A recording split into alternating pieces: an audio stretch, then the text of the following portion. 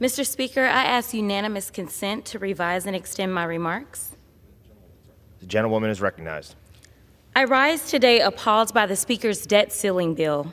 Right now, the Speaker stands alone, threatening to not pay bills we owe to advance his personal policy preferences. If we don't pay our bills, there will be catastrophic consequences for everyone.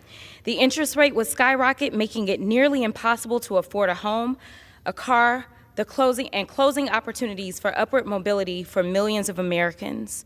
The stock market will crater as investors lose faith in the ability of our government to perform even the most basic function because of the Speaker's bill. The result would be millions of Americans' retirement accounts wiped out. For years, the threat of such economic catastrophe historically made even the threat of default off limits. But the Speaker knows that what he had is an extreme minority in his caucus, and what he wants is deeply unpopular. So he is trying to hold our government hostage. He stands alone because he knows that no Democrat will support this ransom. So he needs each and every Republican to fall in line behind him. I hope my colleagues on the other side of the aisle know that their constituents are watching to see who their representative came to Congress to fight for, your Speaker or your seniors. The Speaker's bill will add additional work reporting requirements for seniors in their 50s in order to receive basic food assistance. Across the country, there are no less than 3 million seniors who could lose food assistance because of this bill. So my colleagues must make a choice, your Speaker or your seniors. And because everything in D.C. is filled with jargon, I want to pause for a moment to make sure we all understand who the Speaker's bill is targeting. The people the Speaker is targeting are seniors in their 50s who don't even have $6 a day for food. That's all SNAP pays, is $6 a day for food. But the Speaker's bill would deny even that paltry aid to hundreds of thousands of our constituents. Soon, those on the other side of the aisle must decide who matters more to them, your Speaker or your seniors.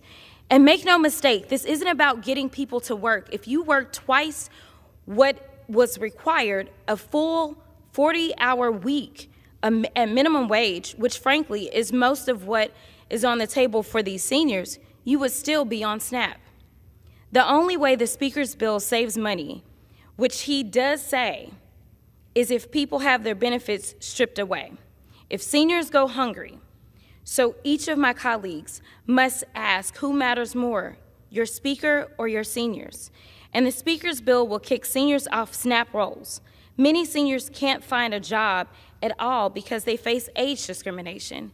There is a reason the current law exempts those over 49 to expect them to have the same odds of finding a job as a younger recipient. It is callous and cruel. So ask yourselves, who did you come to Congress to serve, your Speaker or your seniors? Even though the bill is only supposed to apply to able-bodied adults without dependents, that claim is laughable.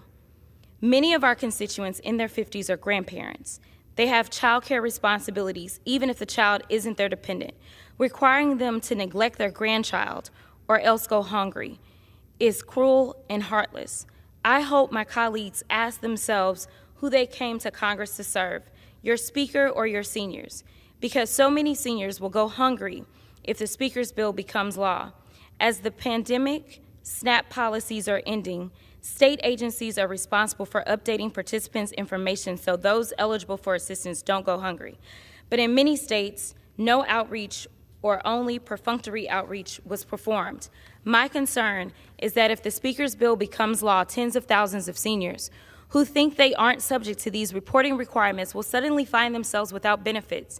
And if for any reason these seniors are denied benefits under the Speaker's bill, they will be ineligible for food assistance for the next 3 years. So when we vote on this bill, we will be voting on a very simple question: support your Speaker or support your seniors.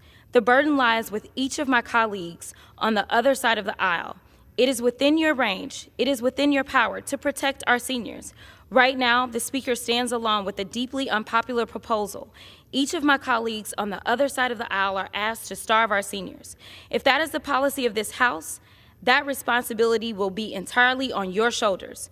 The choice is now yours. Quite simply, each Republican must answer the question, who do you fight for, your speaker or your seniors? With that, I yield.